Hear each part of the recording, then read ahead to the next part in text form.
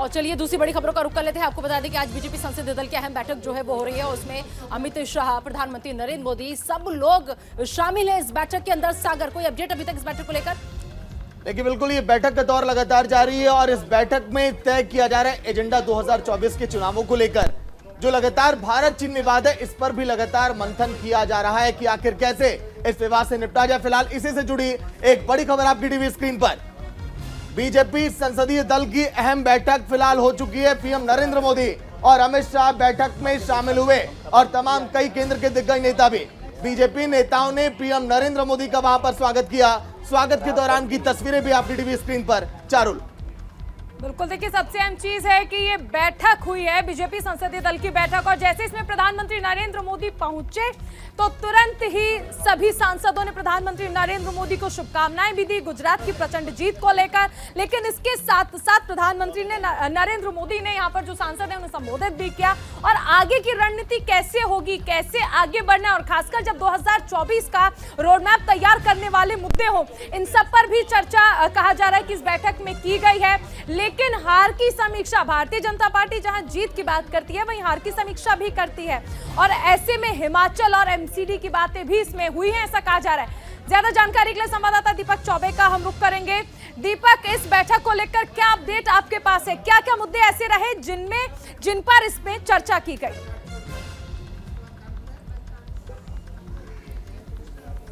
जी बिल्कुल, देखिए अगर बात की जाए चारुल, तो प्रधानमंत्री नरेंद्र मोदी ने पहले तो प्रदेश अध्यक्ष, गुजरात के जो प्रदेश अध्यक्ष सी आर पाटिल है, उनकी तारीफ की और कहा कि ये कभी फोटो नहीं खिंचवाते हैं, ये बैक डोर से काम करते हैं, और इन्होंने उसका परिणाम भी दिया है। हालांकि अगर याद हो कि इससे पहले सी आर पाटिल जब बनारस में थे, जब पूरा बनारस का काम देखते थे, उसके बाद से वो सबसे ज़्यादा जाने जाते थे, क्योंकि हमेशा वो प्रधानमंत्री से बात करते थे।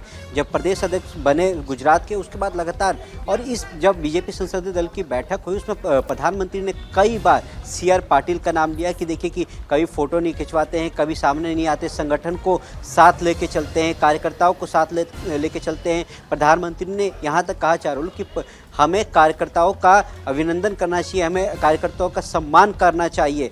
इसके बाद उन्होंने बीजेपी राष्ट्रीय अध्यक्ष जेपी नड्डा का भी जिक्र किया। उसमें उन्होंने कहा कि बीजेपी राष्ट्रीय अध्यक्ष जेपी नड्डा ने बहुत अच्छा किया, लगातार उनकी रैलियां थी, संघ को जो मजबूत करते रहे, जो कार्यकर्ता है उनको लेके साथ में चले। तो जिस तरीके से लगातार प्रधानमंत्री ने ये सब बातें कही, उसके बाद प्रधानमंत्री ने देखिए G20 की बात की कि G20 में हर जगह रंगोली बनाई जाए G20 की। उसके बाद जो रेल मंत्री अश्विनी वैष्णव थे, उन्होंने एक प्रजेशन दिया कि किस तरीके से G20 को हम और बेहतर करेंगे। तो लगातार जब बीजेपी पार्लियामेंट की बैठक हुई, इसमें कई मुद्दों पर प्रधानमंत्री नरेंद्र मोदी ने अपनी राय रखी और बताया कि अब आगे क्या करना है, 2014 के लिए क्या तैयारी रहेगी पार्टी की। यहाँ पर कि गुजरात का जश्न भी था, बीजेपी का शक्ति प्रदर्शन भी था, साथ ही साथ 2024 की आगे की रणनीति कैसे तैयार की जाए उस पर भी मंथन था।